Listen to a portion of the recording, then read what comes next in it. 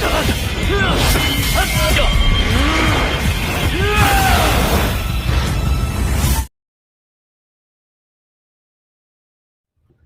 datang di Cerita Kito. Sebelum lanjut, alangkah baiknya kalian nonton episode sebelumnya agar tidak gagal paham. Untuk linknya ada di kolom deskripsi. Di episode sebelumnya, Luho memulai pertarungan di arena turnamen upacara kedewasaan Asura walaupun Wanggu belum memulainya. Luho dengan brutal membantai seluruh peserta Asura yang membuat arena Asura kebanjiran dengan darah. Semua mata Asura pun dibikin melotot oleh Luho, khususnya Wanggu.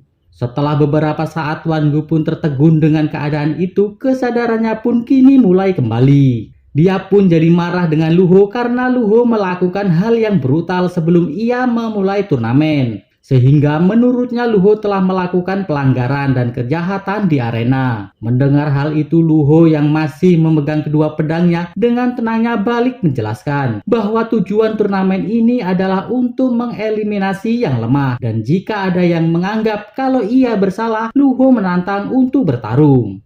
Di dalam arena, Wanggu pun jadi tak berkutik menghadapi hal itu. Melihat sikap Luho itu, sebagian Asura pun kini menjadi kesal.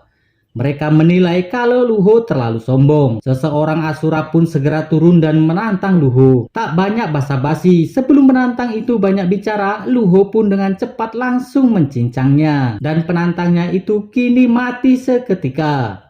Jelas hal itu membuat semua Asura menjadi tercengang. Terlihat seseorang pun membisikkan sesuatu kepada temannya kalau hal ini harus segera dilaporkan kepada Raja Asura. Luho pun kini mulai menatap ke atas di mana ia merasa kalau saat ini semua orang membicarakannya dan ia merasa sangat bangga. Terlihat saat ini Luho dengan tenang duduk dengan masih sambil memegang pedangnya. Sudah beberapa orang yang menantangnya telah dibantai. Sampai saat ini juga ia masih belum terkalahkan. Para penonton pun terlihat masih tak percaya dengan situasi ini. Karena baru pertama kalinya ada seseorang yang seperti itu di turnamen Asura. Wajah mereka semua terlihat masih pucat karena masih terbayang kebrutalan Luho. Dan genangan darah pun masih tampak di sana.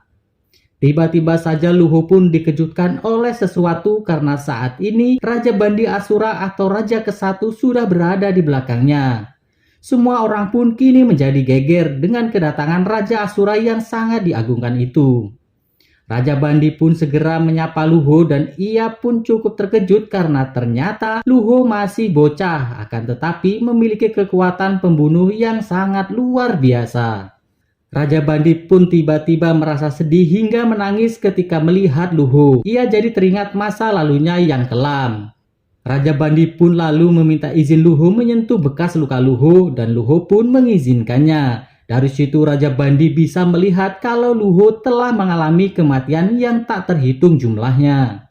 Dan di saat Raja Bandi menyentuh bekas luka yang lain dari tubuh Luho, seketika ia pun teringat akan masa kecilnya, di mana masa kecilnya ia selalu dibuli oleh ayahnya. Hal itu disebabkan karena ayahnya sangat geram kepada Raja Bandi Asura yang tidak menerima takdirnya sebagai laki-laki dan ingin menjadi perempuan. Bahkan Raja Bandi tiba-tiba saja memotong burungnya dan menunjukkan kepada bapak dan keluarganya jika ia benar-benar telah menjadi perempuan. Jelas saja bapaknya jadi ngamuk bukan main. Akan tetapi Raja Bandi yang ingin bebas dengan keinginannya dan telah kerasukan setan pun tiba-tiba kekuatannya bangkit dan membunuh ayah dan keluarganya yang lain.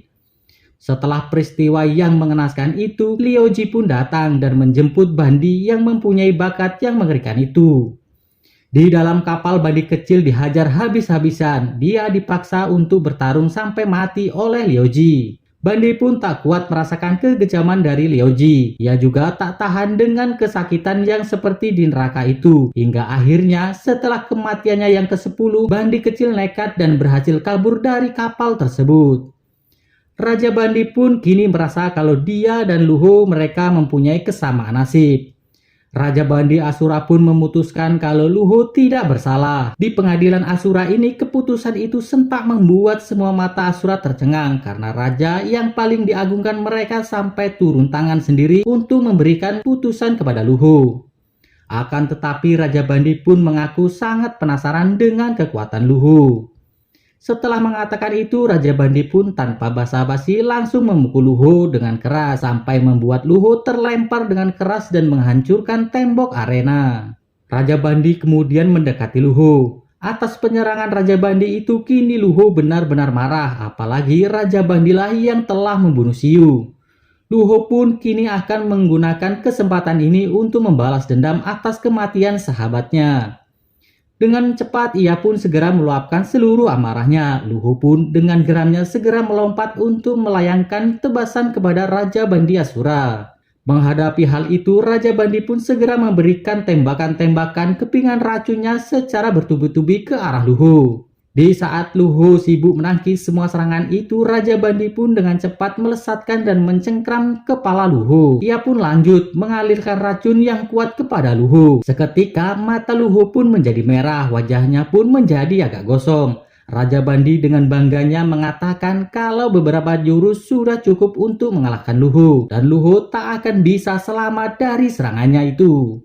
Luho pun dengan segera mengumpulkan tenaganya dan dengan sekuat tenaga juga dia melayangkan tebasan. Tebasan itu melukai tangan Raja Bandi dan Luho pun kini terlepas dari Raja Bandi. Luho pun segera memanfaatkan cipratan darah dari Raja Bandi untuk segera menyembuhkan racun yang menjangkitnya.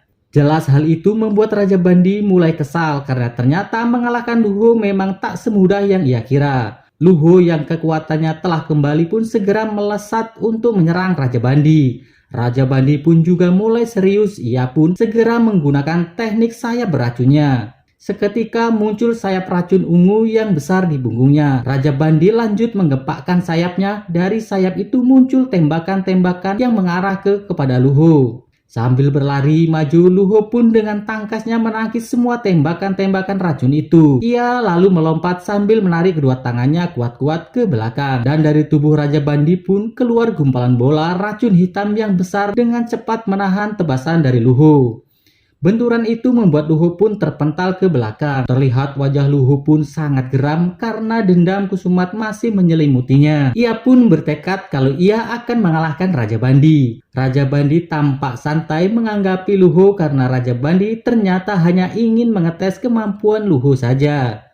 Menurutnya bertarung mati-matian di sini itu sangatlah membosankan. Menurutnya, dendam Luho tak seharusnya diluapkan dengan balas dendam membabi buta dengan membunuh Asura lainnya. Di situ Raja Bandi lanjut mengatakan kalau ia tak ingin menyia-nyiakan bakat Luho. Tak disangka, ia pun menawarkan kepada Luho agar Luho mengejar level yang sama dengan Raja Bandi. Perkataan itu membuat Asura yang menonton jadi kaget karena itu bertanda kalau saat ini Luho telah mendapatkan pengakuan dari Raja Bandi. Mereka pun jadi geger dan jadi bertanya-tanya apakah Raja baru Asura yang telah lama diramalkan benar-benar segera muncul. Luho pun tertegun dengan hal itu dan ia bertanya bagaimana cara ia melakukan. Raja Bandi pun lalu menjelaskan kalau gelar raja hanya diperoleh dari ujian yang nyata. Luho harus mendatangi Raja Asura yang lainnya dan mendapatkan pengakuan dari mereka saja. Luho harus bertarung dengan para Raja Asura tersebut. Luho pun kini hanya diam, ia pun lalu diam-diam bertanya kepada Xiu di dalam hatinya.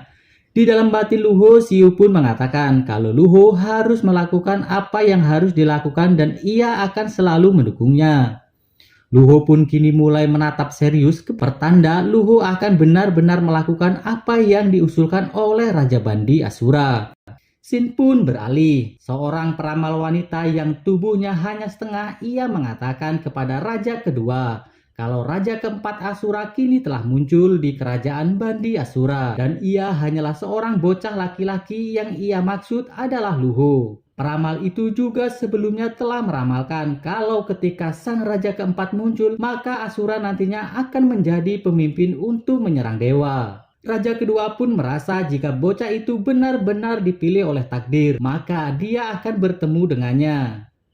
Sin lalu beralih ke tempat Raja Asura yang lainnya, yaitu Raja Asura ketiga yang saat ini sedang makan bersama dengan bawahannya untuk merayakan kemenangan di mana mereka berhasil membunuh banyak para dewa.